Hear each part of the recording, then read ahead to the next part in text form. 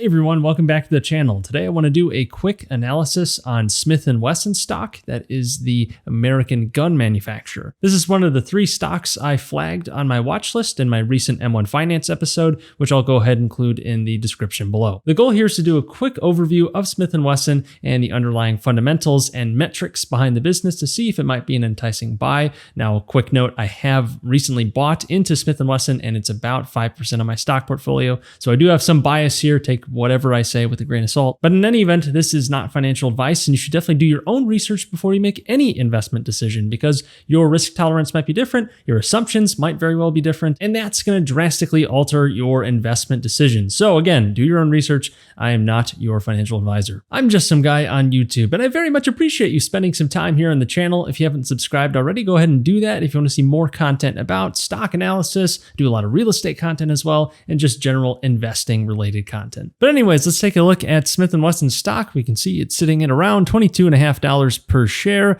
which has been a pretty decent spike from where it once was just a year ago, though it is down from its recent high of almost $35.50 per share. That was just in July of this year. That puts it at around a $1 billion market cap, and we can see the description here. Smith Wesson Brands design, manufactures, and sells firearms worldwide. The company offers firearms products such as revolvers and pistols, modern sporting rifles, bolt-action rifles, and muzzle loaders, handcuffs, suppressors, and other firearm-related products under the Smith & Wesson, M&P, Performance Center, Thompson Center Arms, and Gemtech brands. The company was formerly known as American Outdoor Brands Corporation and changed its name to Smith & Wesson Brands Inc. in June 2020. Smith & Wesson Brands Inc. was founded in 1852 and is based in Springfield, Massachusetts. That's right, it was founded before the American Civil War of the 1860s, so that is quite a sign of some resilience in the company. Granted, past performance is never truly an indication of future results. You never know what's really going to happen, but hey,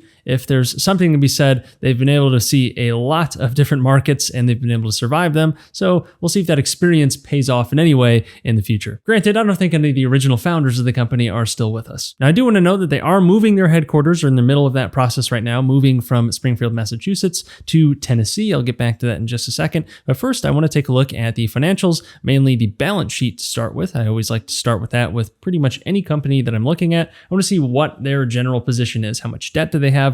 Assets, liabilities, and then any shares outstanding. Are they diluting their shareholders like crazy? Are they buying back shares? Just taking a quick look at that, see what's going on, see if there's something to work with. Hey guys, real quick, definitely check out the affiliate links in the description below, especially those links for Webull and Robinhood. If you open up accounts with those brokerages, you actually get free stocks. I get some free stocks as well, so it is a win-win, and that would help the channel out a ton. So definitely check out those affiliate links when you get the chance. It's free money. It's free real estate. So they're sitting on around $171 million in cash. If we go on down to liabilities, I know they've been paying down their debt since they had a really monster year, or really monster 2 years now, from 2020 into 2021, where they've been selling quite a lot of product, and they've used that apparently to pay off a lot of their debt, since their total liabilities, you can see, have almost halved, and their long-term debt, there is none. They paid it off in 2021, so there's no long-term debt on the books for Smith & Wesson right now, which is a great sign, since debt brings risk. No matter what the company is, when you're adding debt to the mix, that means you're adding a sort of third party into the mix.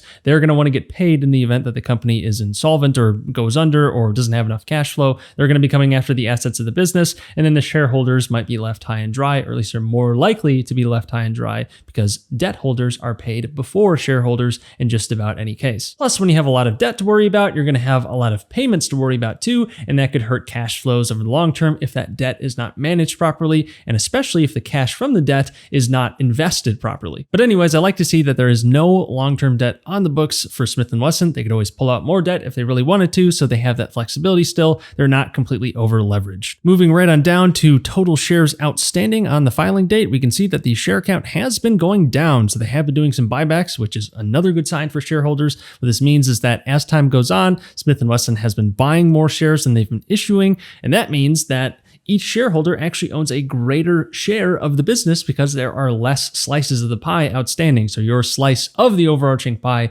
becomes greater because they're removing things from circulation. It's almost like the reverse of what Jerome Powell is doing over at the Fed. It is a sort of deflationary effect where each individual share becomes worth more, or at least you have a greater share of the business than if there weren't any buybacks going on. That doesn't mean that buybacks are always a great thing, because if the company's overpaying for itself, they're paying a super high share price for their shares, they could have used that cash in a much better way perhaps and invest it in a different venture, and that could have produced greater returns than simply buying back the shares. So always take that with a grain of salt too. It's not as though all share buybacks are great, but generally as an investor, I would almost always take share buybacks over dilution, which is the opposite, where the company's issuing new shares to finance operations, and that's diluting existing shareholders by essentially inflating the amount of shares. And when there are more shares out there, all else equal, that means you have a lesser share of the business. And ideally, the additional business value created on a per share basis would be greater than the dilution that caused a loss of value on a per share basis. But that's not always a given either, so you do want to do some due diligence when you see a lot of dilution and a lot of new share issuance.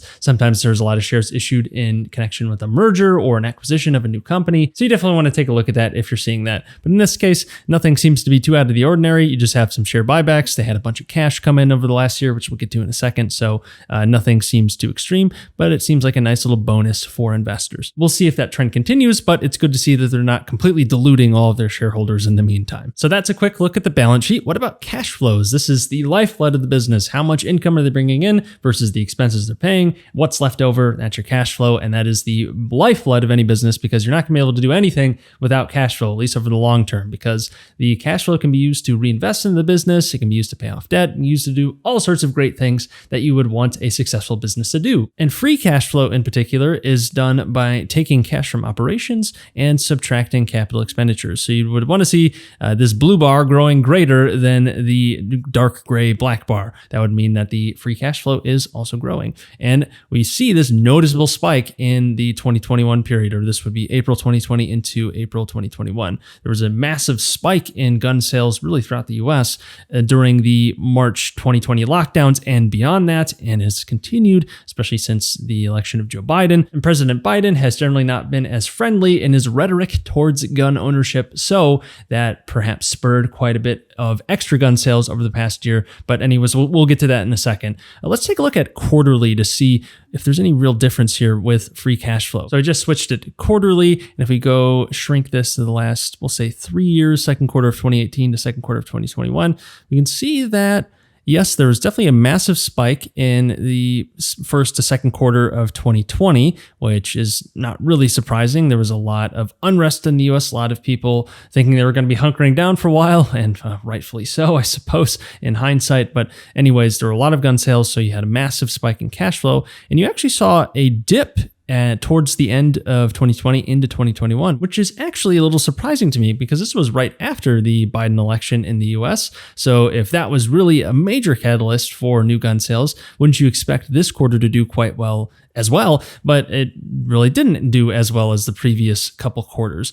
But gun sales have picked up since then and have reached kind of those mid 2020 levels that we saw in the first to second quarter of 2020. It's right back up to that level. We saw the same thing in the first to second quarter of 2021, and we'll get the new earnings for Smith & Wesson very soon. We'll see how well these sales have kept up over the last year. So a big question as an investor in something like Smith & Wesson is, how sustainable are these sales? How sustainable is this cash flow? We could see that back in 2019, they actually had negative cash from operations. They did not have a good year on a cash flow basis, and the numbers were not as stellar as they have been in the last couple of years. So what can you really reasonably expect in the coming years? Are they going to keep this momentum? Seems rather unlikely, but who knows? They could find a way to keep some of these sales up, or at least not fall to their pre-2020 lows, at least anytime soon. So this, I think, is the big question for Smith & Wesson. Can they keep up these numbers?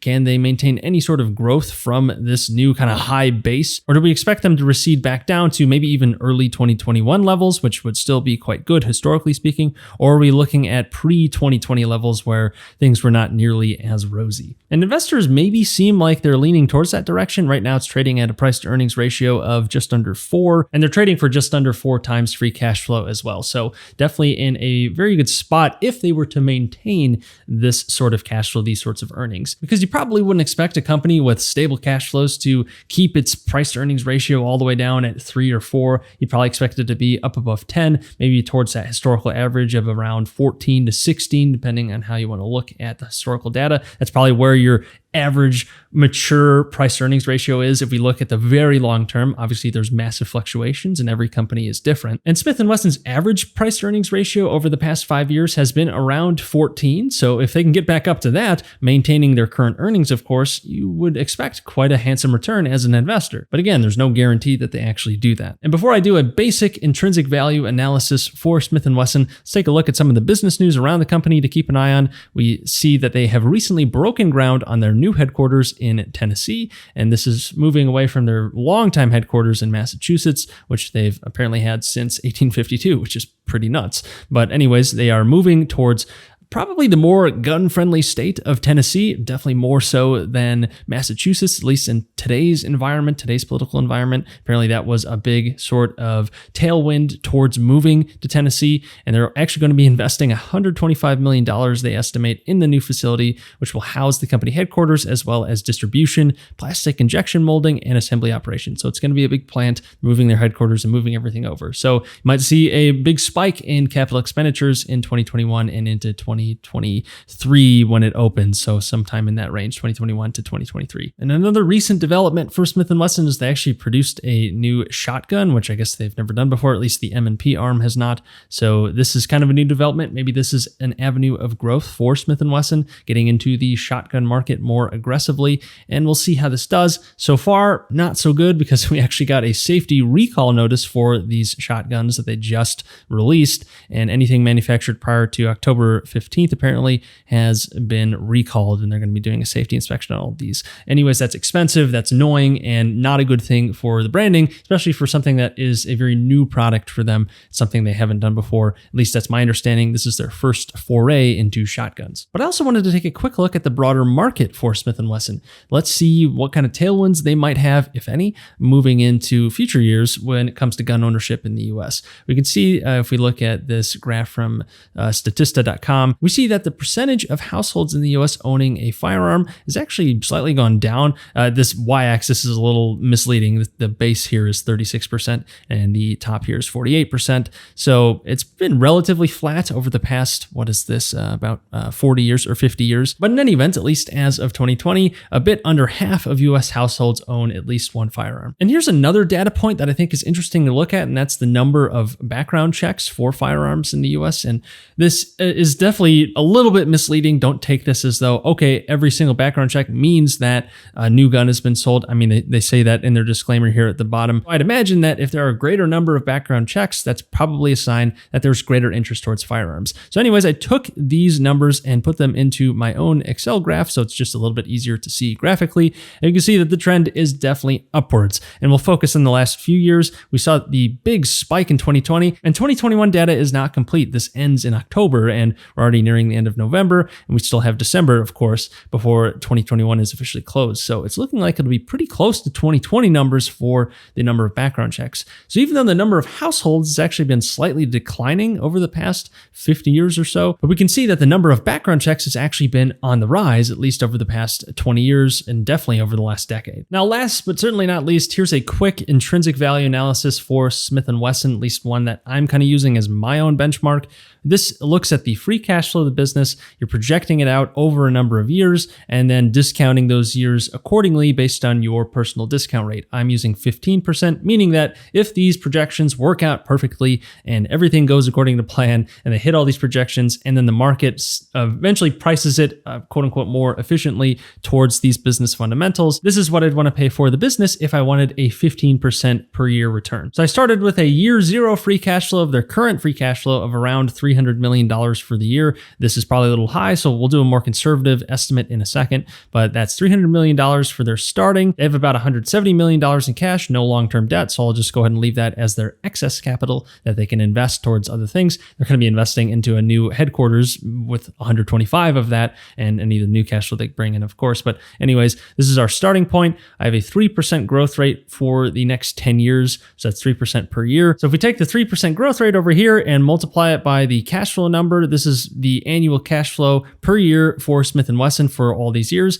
Then we're going to apply the discount rate of 15% over here to this right-hand column. This is a present value column. And also special thanks to Investing with Tom, who actually created this spreadsheet. So go check out Tom's channel if you haven't already. He's got some great value investing content. But anyways, if we discount those free cash flows by the discount rate, this will actually compound and kind of make your future assumptions less and less sort of momentous. But anyways, you'll take your free cash flows and then discount them using your discount rates, which will actually compound as you move through the years so that the discount rate will sort of have a greater effect as you get further and further out into the future. But notice down here, you actually multiply the final year cash flow by your terminal value, which I did a multiple of 12, which is probably closer towards a more historical average. You might use a higher multiple here, maybe more towards 15 because it's a gun company and there's a little controversy baked in there. I decided to use a more conservative multiple for my terminal multiple. So you multiply the final year of cash flow times that multiple to get this number right here, and we'll discount that too. So that's kind of like the price of the overarching business, but then we have to add up all the cash flows that we took up along the way, discounting those two. So you get a total present value of future cash flows of just under $3 billion. Then we got to add in the cash that they have on hand too. So that gets us an intrinsic value based on these assumptions of around $3 billion. But they're only trading for about $1 billion or 1.1 billion or something like that. So that gives you something like a 200% margin of safety. Looks like a fantastic investment, right? Well, again, you might think that the initial cash flow assumption is too high, which is a totally fair thing to say. So let's go ahead and do this more conservatively with maybe more towards their 5-year average of, we'll call it $120 million. And that changes our intrinsic value to $1.3 billion, which is still below the 1 billion to 1.1 billion that they're sitting at now. So if you want that 15% return, making these assumptions and assuming this final terminal multiple of 12 on their free cash flow, seems like Smith & Wesson is a pretty decent investment. Again, based on these assumptions, your assumptions might change, and there are lots of things that could happen between now and 10 years from now. And that's really our goal as investors. It's weighing the probabilities in a reasonable way. It's not making pie in the sky valuations just because you think, because someone says it's going to the moon, it must be going to the moon. Because I bought it, it has to go to the moon. I need to hold it at all costs. That's not a very reasonable way to invest, at least for the long term.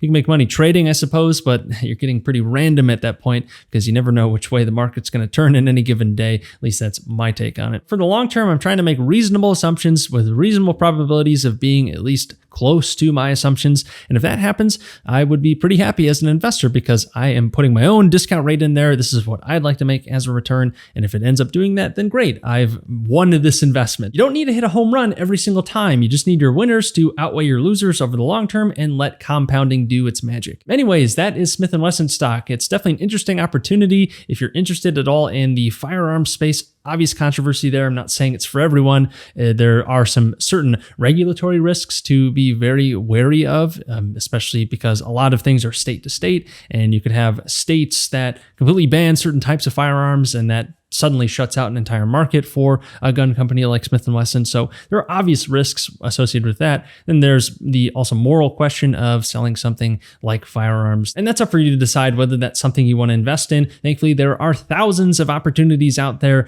and this is just one of them. But anyways, if you guys like this video, please like it since that would help the channel out a lot. And if you want to see more stock analyses in the future, definitely leave a comment below. I'm always looking for opportunities, so I'd appreciate that. But otherwise, be sure to subscribe since I put out new videos every single week and wouldn't want you guys to miss out. And if you want some free stocks, definitely check out the affiliate links in the description below. But until next time, take care.